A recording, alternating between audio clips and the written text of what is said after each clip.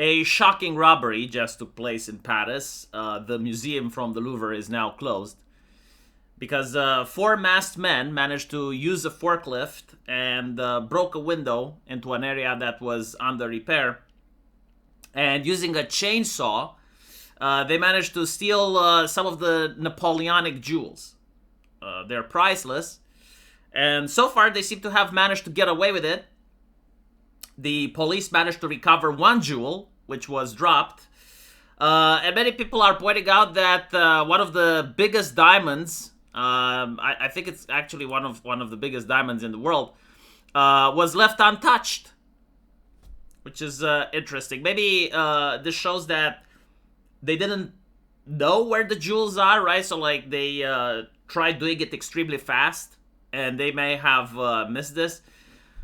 But anyway, what I find upsetting, I suppose, is this type of mentality that you can find online, where people are basically saying that imagine stealing something that's already stolen from another country. Like, this is the brain dead mentality that has been pushed using taxpayer money, right? Like the schooling system, the university systems, they all have told people that they need to hate their past and they need to hate their nation. And so nothing is worth preserving because everything is stolen from somewhere else. And usually this is also done out of context to the point where you see Westerners getting absolutely mocked and ridiculed by the historians of the countries that they allegedly care about. Because they don't know anything about history. Like, take Egypt, for instance. They managed to build one of the wonders of the world, right? Like the pyramids. Which, it's not a wonder now, because like if we wanted to, we could build pyramids and probably make them even better. But with the technology at the time, with the logistics available at the time, to see an ancient civilization build something like that, it is indeed awe-inspiring. However, as time goes on and centuries pass and people forget about their ancient heritage, the pyramids end up becoming just a couple of rocks. Most of the people in that area don't even care about them. And when they do care about them is when the Muslims come in. And one of the things they want to do is they want to destroy them. Because they're haram. They're built by an ancient civilization that was pagan. And so there's no room for that in the world of Allah. And we saw ISIS do the same. When they took hammers and they smashed ancient statues and stuff, right? But the thing with the pyramids is that destroying them was actually extremely expensive. And so even the Muslims at the time, they were like, okay, well, just let them be. And that was pretty much it. And it's only until the British Empire comes along and they find these things and they realize that it's not just a monument built by Egypt. It's actually the history of mankind. Like it goes to show an ancient society that managed to have the logistics and the know-how in order to build such wonders. And this is where, like, the British archaeologues go there, and it's not like theft, you know? It's not like this shit, like someone broke a window and managed to, like, just steal the stuff and carry it somewhere else. Like, no, they had to bring historians, they had to bring archaeologists. Do you know how difficult it is to uncover these treasures from the earth in a way that they manage to remain preserved without damaging them, without doing anything to destroy the thing that you're trying to unveil? Not to mention, like, a lot of them got sick or died because of the illnesses from that area or the desert heat stroke, right? Like, it was a monumental undertaking for the British Empire to discover and even recover some of these. And obviously, you know, the pyramids are still there and a lot of the stuff is still there. And they brought all of these treasures into London, which was a commercial hub. And it allowed people from the entire world to see the wonders of Egypt. And then you know what they do? Well, they traveled to Egypt. Because back then you didn't have internet, right? Like, it didn't have Wikipedia.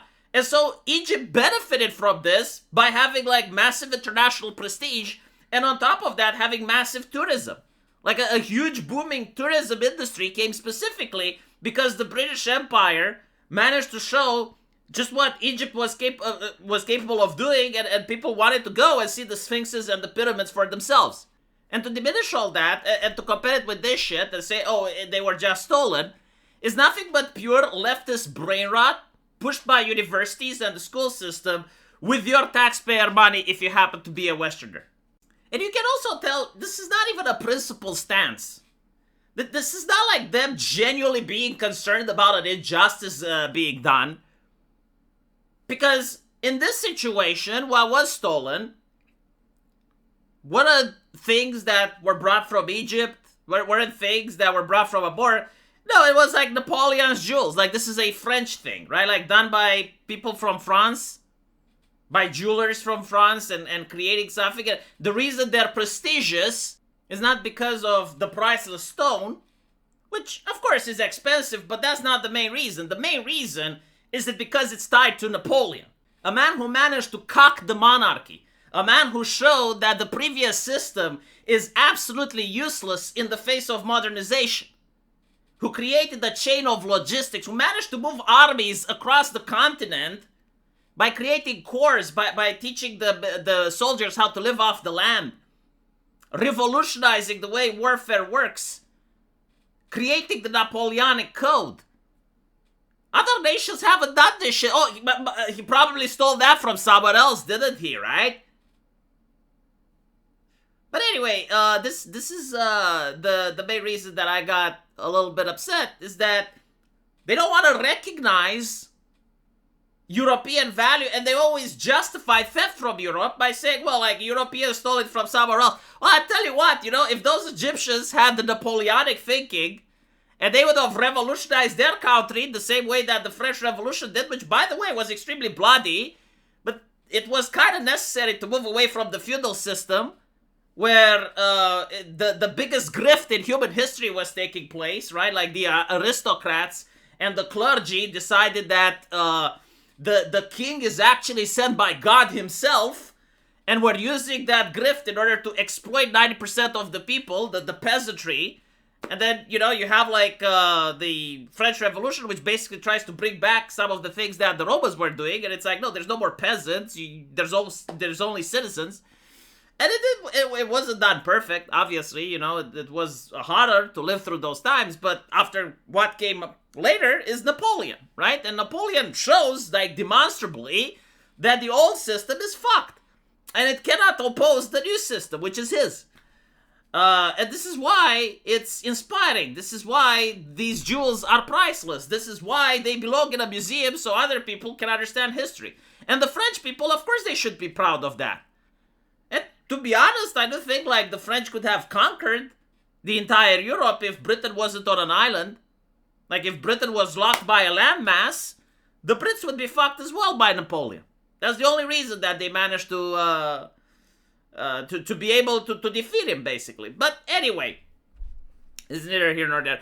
I do hope that they manage to find the stolen treasures. I don't even know, like, why anyone would steal something like this, because how do you even fence it? I mean, who buys these things? The only reason they're priceless is because they're tied to Napoleon, right? And so, like, the moment you take them, you become a target. Like this will never blow away, like, the more time passes, the more people want them. And so, like, the moment you show them to someone, that person can immediately rat you out, and they will get a bonus or a reward for ratting you out. So, like, what are people going to do with them, like, whomever caught them?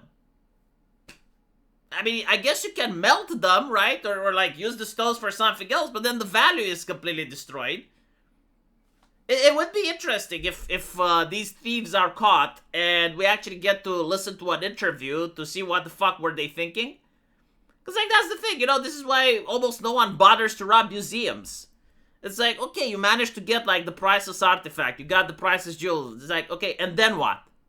You can't put it on display. You can't fence it. No one wants to touch it. It's hot stuff, Of course, like, unless you have, like, maybe some mobster or someone like that. But even that person, like, what does he do with it? I would be fascinated to know. Let me know what you guys think, and I'll see you in the comment section. Take care.